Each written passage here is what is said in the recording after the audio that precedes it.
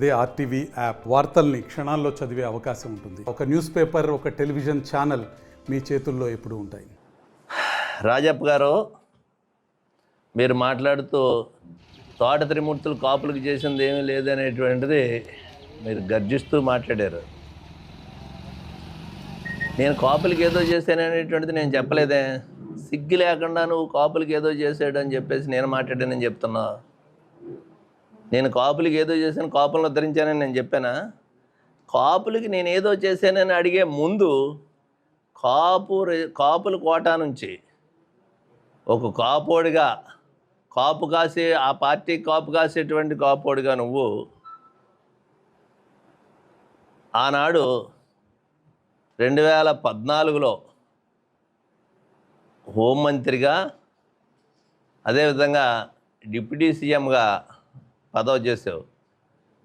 కాపులకు నువ్వేం చేసావు నన్ను అడగటంలో అసలు సిగ్గేమని ఉందా మీకు? అని చెప్పండి. నేనేం చేశానని చెప్పే ముందు నువ్వు డిప్యూటీ సీఎంగా ఏం చేసావు, ఈ రాష్ట్రానికే కాపుల కోట నుంచి ఉప ముఖ్యమంత్రిగా నువ్వేం చేసావు అనేటువంటిది ఈ రాష్ట్రంలో ఉన్నటువంటి ప్రతి కాపోడికి తెలుసు. మొలతాడు కట్టుకున్నటువంటి ప్రతి కాపోడికి తెలుసు ఆ విషయం. నేనేదో ఈ రాష్ట్రంలో కాపులను ఉద్ధరించానని ఏం చెప్పలేదే. నేను కాపులకి ఏం చేశానని అడుగుతున్నావు. మరి ఇది నీ విజ్ఞత, అది అధికారం ఎవరి దగ్గర ఉండి ఎవరి పనులు చేస్తారనేటువంటిది నన్ను ప్రశ్నిస్తున్నావు నువ్వు. నేను కాపులకి ఏదో చేశానని నేనేం చెప్పట్లేదు కదా. నా పరిధిలో ఉన్నటువంటిది నా దగ్గరికి వచ్చిన వాళ్ళకి ఎవరికైనా నేను సహాయం చేసే వ్యక్తిని. నువ్వులకు పడి నేనేదో కాపులకు చేశానని చెప్పేసి ఉలుకులుకు మాటలు మాట్లాడటం అనేటువంటిది అది నీ విజ్ఞత. తర్వాత రెండవది, రిజర్వేషన్ గురించి, కాపు ఉద్యమం గురించి కూడా దాంట్లో మాట్లాడుతూ రిజర్వేషన్ల గురించి తెలుగుదేశం ప్రభుత్వం చాలా చేసింది రిజర్వేషన్ల గురించి అని చెప్పేసి అన్నారు. నువ్వు అక్కడే ఉన్నావు, నేను అక్కడే ఉన్నాను. రాజప్ప గారు ఏం చేసింది అనేటువంటిది 94కు ముందు పిఠాపురం తెలుగుదేశం పార్టీ ఒక సమావేశంలో ఆయన అప్పటే ముఖ్యమంత్రి, మాజీ ముఖ్యమంత్రి గారు కాపులకి కాపు రిజర్వేషన్ చేస్తాను అనేటువంటిది చెప్పడం జరిగింది. కార్పొరేషన్ పెడతానని కూడా చెప్పడం జరిగింది.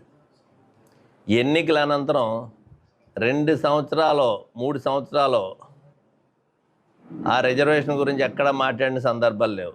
మేమందరం రాష్ట్రంలో ఉన్నటువంటి కొంతమంది కాపు నాయకులు నా దగ్గరికి వస్తే మేమందరం వెళ్ళి కలిసి ముఖ్యమంత్రి గారిని కలవటం కూడా జరిగింది. అప్పట్లోనే కాపు ఉద్యమ నేత ముద్రగడ పద్మనాభం గారు కాపు రిజర్వేషన్ గురించి నువ్వు మాట ఇచ్చావు, ఎందుకు చెయ్యు అని చెప్పేసి ఆయన ఒక లేఖ రాసి తర్వాత నిరాహార దీక్ష ప్రకటించాడు. ఆయన ఆ నిరాహార దీక్ష ప్రకటించినప్పుడు మీకు గుర్తుందో లేదో, దానికి మద్దతుగా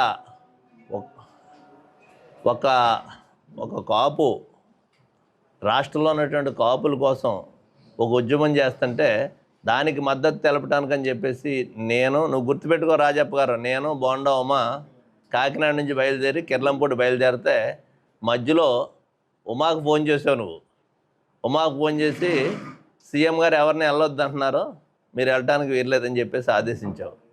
నా పక్కనే ఉన్నటువంటి ఉమ త్రిమూర్తులను కూడా నాతో ఉన్నాడు, ఫోన్ ఇస్తున్నాను ఒకసారి మాట్లాడండి, డబ్బు నేను మాట్లాడను అని చెప్పేసి పెట్టేసావు. గుర్తుందా నీకు? జ్ఞాపకం తెచ్చుకో. ఇంకొక 5 నిమిషాలు ఇంకా కొంచెం ముందుకు వెళ్ళేటప్పటికి ఆనాటి ఇంటెలిజెన్స్ డీజీ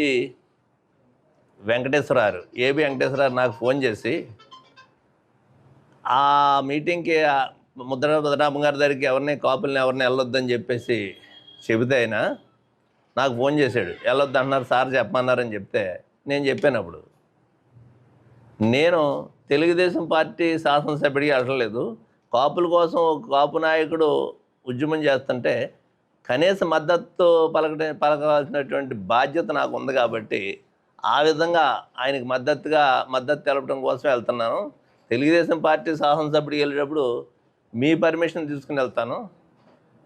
కాపోడు కోసం కాపోడు చేస్తున్నటువంటి ఉద్యమానికి మద్దతు చెప్పడానికి నాకు పర్మిషన్ అక్కర్వద్దనుకుంటున్నాను నేను అని చెప్పేసి నేను వెళ్ళటం జరిగింది. ఆయన అంత ఉద్యమం చేసిన తర్వాత మంజునాథన్ కమిషన్ జరిగింది. ఆ ఉద్యమం చేసినప్పుడు ఏ విధంగా ఆ ఉద్యమాన్ని అనగదొక్కడానికి చేసినటువంటి ప్రయత్నాలు